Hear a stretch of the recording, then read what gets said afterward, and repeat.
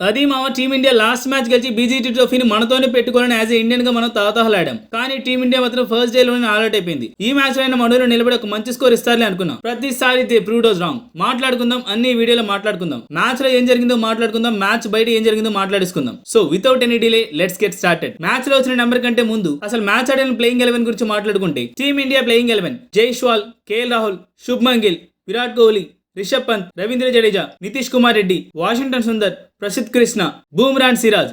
Match కి ముందు వచ్చిన రూమర్లానే మ్యాచ్ లో రోహిత్ శర్మ లేడు మామ. తన ప్లేస్ లో కెప్టెన్ గా బూమ్రా చేస్తున్నాడు. రోహిత్ ని తీసేసి శుభ్మన్ గిల్ ఏదో పొడి చేశాడని తీసుకొస్తే ఫస్ట్ ఇన్నింగ్ లో తను కూడా ఫెయిల్ అయ్యాడు. సరే ఆస్ట్రేలియా ప్లేయింగ్ 11 మీద ఒక లుక్ వేస్తే Sam Konstas, Khawaja, Marnus Labuschagne, Steve Smith, Travis Head, Beau Webster, Alex Carey, Pat Cummins, Mitchell Starc, Nathan Lyon and Scott Boland. ఈ మ్యాచ్ లో మిచెల్ మార్ష్ తీసేసి బే వెబ్స్టర్ ని యాడ్ చేశారు. ఇది కంప్లీట్ 2 టీమ్స్ ప్లేయింగ్ 11 గురించి. ఇంకా మ్యాచ్ విషయానికి వస్తే మనోళ్ళు డే కంప్లీట్ అవ్వకుండానే 185 కి ఆల్అౌట్ అయిపోయారు మామ. ఓపెనింగ్ వచ్చిన జైస్వాల్ 10 కి అవుట్, కేఎల్ రాహుల్ 4 కి అవుట్, శుభ్మన్ గిల్ 20 కి అవుట్, కోహ్లీ 17 కి అవుట్. ఈ సిరీస్ మొత్తం కోహ్లీ ఒకటే బ్యాటర్ లో అవుట్ అయ్యాడు. అన్ని సార్లు ఒకటే బ్యాటర్ లో అవుట్ అయ్యి తనకి బోర్ కొట్టట్లేదేమో కానీ చూసే ఆడియన్స్ మాత్రం ఫ్రస్ట్రేషన్ తో ఫోన్ టీవీ బద్దలు కొట్టాలని అనిపిస్తుంది. రిషబ్ పంత్ 40 రన్స్ కొట్టాడు. లిటరల్లీ క్రీజ్ లో తన్నులు తిన్నాడు మామ. లాస్ట్ మ్యాచ్ లో వచ్చిన నెగిటివిటీకి తను ఇవాళ ఎలాంటి తప్పులు చేయకుండా తన నేచురల్ కి విరుద్ధంగా క్రీజ్ లో నిలబడి డిఫెండ్ చేయడానికి ట్రై చేశాడు. ఈ క్రమంలో తన బౌలర్స్ చేతిలో బాల్ తో దెబ్బలు తిన్నాడు. స్టార్క్ వేసిన ఈ బాల్ ని చూడండి మీకే అర్థమవుతుంది తను ఏ రేంజ్ లో ట్రై చేశాడు.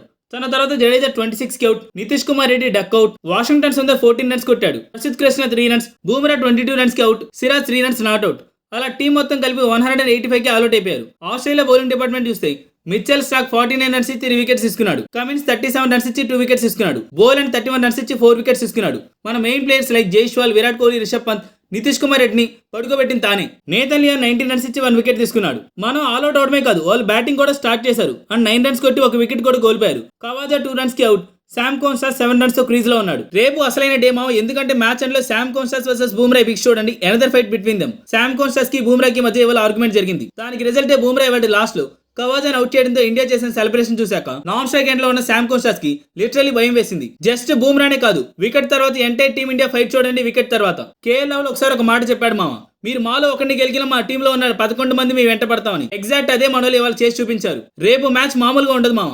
రేపు శామ్ కాన్స్టాసా బూమ్రా అని తేలిపోతుంది. Upcoming superstar trending superstar అని రేపు ఎర్లీ అవర్స్ నుండి తేలిపోతుంది. లాస్ట్ మ్యాచ్ లో వీళ్ళిద్దరు విన్ ట్రై అయింది. కానీ ఈ మ్యాచ్ లో ఎవరు డామినేట్ చేస్తారో చూడాలి. ఐ హోప్ బూమ్రా రేపు విశ్వరూపం చూపిస్తాడని. మీరేమనుకుంటున్నారు మా కామెంట్ లో తోసేయండి. ఇది పక్కన పెడితే సిడ్నీ గ్రౌండ్ స్మిత్ కి చాలా ఫేవరెట్ గ్రౌండ్. తన 2011 నుంచి 2024 వరకు ఈ గ్రౌండ్ లో టెస్ట్ మ్యాచ్ లో 57.11 యావరేజ్ మెయింటైన్ చేస్తున్నాడు. అలాంటి తను రేపు బ్యాటింగ్ వస్తాడు. తను కనుక స్టార్టింగ్ లో అవుట్ అవ్వకపోతే తన బ్యాట్ నుంచి చాలా పెద్ద నెంబర్ బయటకు వస్తుంది మామ. సో మన వాళ్ళు చాలా జాగ్రత్తగా ఉండాలి. అదర్వైజ్ మనం మ్యాచ్ గోవిందో గోవిందా. ఎంతకీ మ్యాచ్ లో రోహిత్ ని తీసేసి శుభ్మన్ గిల్ తీసుకోవడంపై మీ ఒపీనియన్ ఏంటి మామ?